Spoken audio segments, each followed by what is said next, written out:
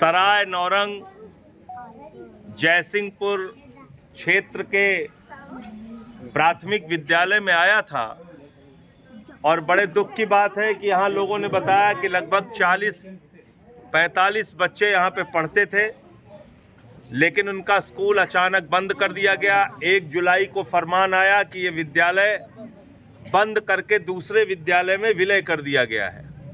लेकिन जिस विद्यालय में विलय किया गया है वो लगभग 1.5 किलोमीटर की दूरी पर है और रास्ते में हाईवे पड़ता है, जिसके माध्यम से इन लोगों को जाना पड़ता है।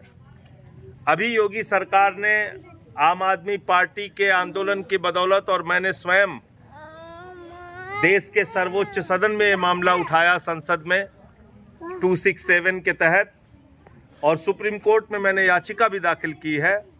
तो अभी एक फैसला योगी सरकार ने मजबूरी में लिया कि 1 किलोमीटर से ज़्यादा दूरी पर जो विद्यालय विलय किए गए हैं वो विद्यालय बंद नहीं होंगे।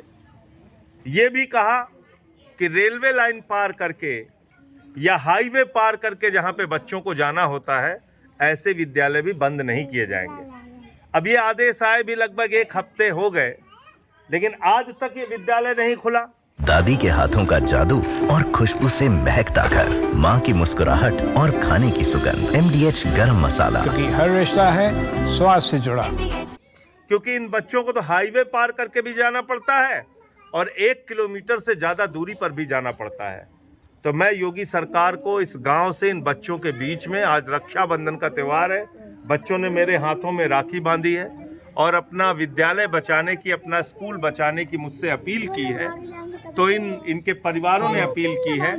तो इन बच्चों को मैं ये आश्वस्त करना चाहता हूँ कि अगर योगी सरकार 1 हफ्ते के अंदर ये विद्यालय नहीं खोलती, जिला प्रशासन अगर 1 हफ्ते के अंदर ये विद्यालय नहीं खोलता है दोबारा, तो फिर हम लोग यहाँ पर एक ज़बरदस्त आंदोलन बच्चों के साथ, उनके अभिभावकों के साथ, गांव वालों के साथ और पार्टी के कार्यकर्ताओं के साथ मिलकर करेंगे। सर, यूपी की शिक्षा और यहाँ के स्कूलों की कंडीशन पर आपका क्या कहना है? आप जहाँ पे खड़े हैं आप देख लीजिए खुद से हालत क्या है। यहाँ आप देख लीजिए क्या हालत है। इस टूटे फूटे स्कूल में बच्चे पढ़ते थे और ये भी बंद कर दिया गया। अब कई बच्चे ऐसे हैं जो अपनी पढ़ाई बंद कर चुके हैं क्योंकि इतनी दूर जा नहीं सकते। उनके पिता की स्थिति नहीं है ऐसी, उनके परिवार की स्थिति नहीं है ऐसी कि वो इतनी दूर अपने बच्चों को भेज सकें। कुछ ने अपना पेट काट के प्राइवेट स्कूल में भर्ती करा दिया बच्चों को। तो शिक्षा के साथ तो खिलवाड़ कर रहे हैं ये लोग, और ये तो चाहते हैं हमारी जो आने वाली पीढ़ियां हैं वो अनपढ़ रहें, गंवार रहें।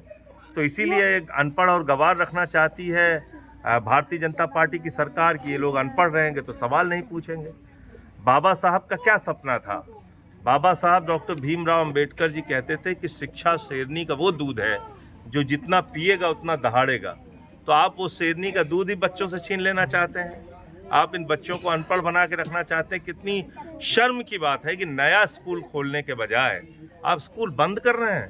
स्कूलों की व्यवस्था ठीक करने के बजाय मिड डे मील अच्छा हो, यहाँ पे पंखा हो। इसमें पंखा है भाई, चलता है पंखा, बिजली, कूलर, बढ़िया डेस्क बेंच, खाने का इंतजाम, ये सब अगर करा जाए तो कम से कम बच्चे और संख्या में पढ़ेंगे। आपने मिड डे मील में नमक रोटी देना शुरू कर दिया, कभी चावल में कीड़े दिखते हैं। तो अब आप हालत स्कूल की खुद देख सकते हो। क्या करेंगे इसका? अगर आप इस विद्यालय को बंद कर रहे हैं तो यहाँ तो कुछ दिन बाद जुआड़ी बैठेंगे, शराबी बैठेंगे, खंडहर बन जाएगा, या जो कुछ और बचा है वो भी खत्म हो जाएगा। तो इसलिए शिक्षा के साथ सरकार खिलवाड़ कर रही है। सर, राहुल गांधी ने चुनाव चोरी का आरोप लगाया, इसे आप कैसे देखते हैं? और इस पर आपका चोरी तो हुई है। मैंने तो दिल्ली में ये सारे खुलासे किए थे और मैंने बताया था केंद्रीय मंत्रियों के घर में 33 वोट, 35 वोट, 26 वोट, 22 वोट ऐसे वोट बने थे। मैंने इस बात का खुलासा किया था कि छोटे छोटे एक फ्लैट के घर में 22-22 वोट बने थे दिल्ली में। सारे प्रमाण दिए थे। बुराड़ी का रहने वाला व्यक्ति केंद्रीय मंत्री के घर में उसका वोट बना था।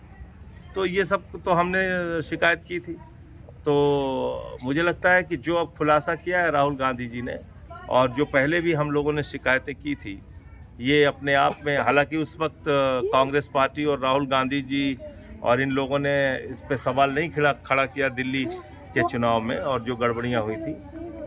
लेकिन अब जो मामला सामने आया है या फिर जो SIR का मामला सामने आया है या ये भी मामला सामने आया कि एक एक वोटर 3-3, 4-4 राज्यों में वोट कर रहा है, इसके बाद फिर चुनाव की कोई विश्वसनीयता बचती नहीं।